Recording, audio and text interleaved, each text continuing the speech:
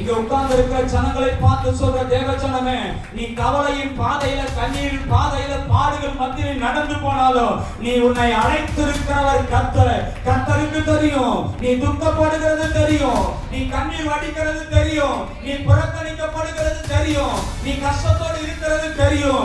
அதே கர்த்தர் சொல்வாரு, உன் துக்கம் சந்தோஷமாய் மாறும். ஆண்டவரை பார்த்து நம்ம ஒரு கேள்வி கேட்போம், ஆண்டவரே என்ற ஆசீர்வதிப்பது உனக்கு சித்தம். நாங்க நல்லா இருக்கணும் தான் இவ்வளவு ஐஸ்வர்யத்தை உண்டாக்குறீங்க. மனுஷனை உண்டாக்குவதற்கு முன்பாகவே தேவன் சகலமும் மனுஷனுக்கு தேவையான அனைத்தையும் படைச்சிட்டு தான் மனுஷனை உண்டாக்கிட்டாரு. ஆதாம் கிட்ட சொல்ற, நீ சகலத்தையும் ஆண்டு கொள்வது எல்லாம் உனக்கு தான். ஆனா நம்முடைய வாழ்க்கையில ஆண்டு கொள்வதும் ஆசீர்வாதம் மாத்திரம் வரல, மாறி மாறி மாறி மாறி வருது.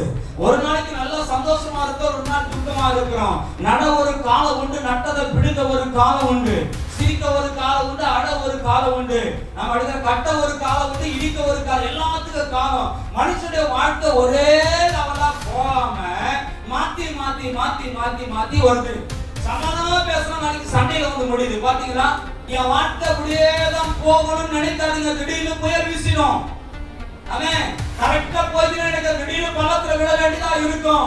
நல்லா போயிட்டே இருக்க திடீர்னு குடியில போட வேண்டியதா இருக்கும். போட்டாலும் கர்த்தர் வீட்டு அதே வழியில நடத்திக்கிட்டே இருப்பாரு. இவன் நேரம் நினைக்காதீங்க. வசனம் சொல்றது, மனுஷன் வருத்தத்தை அனுபவிப்பதற்காகவே பிறந்திருக்கிறான்.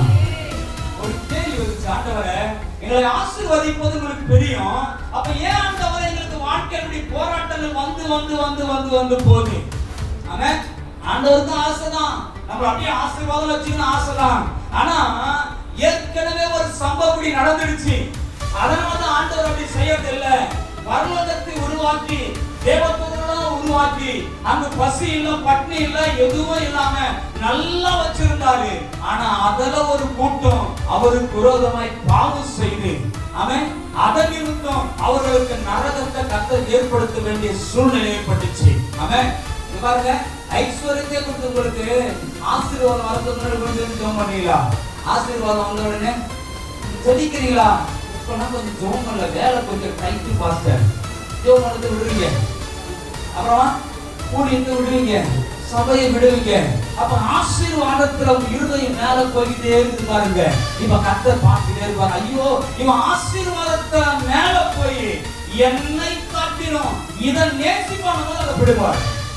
அவர் உங்க ஆசீர்வாதம் பெருசு இல்ல, அவர் உங்க ஆத்துமா தான் அவருக்கு பெருசு.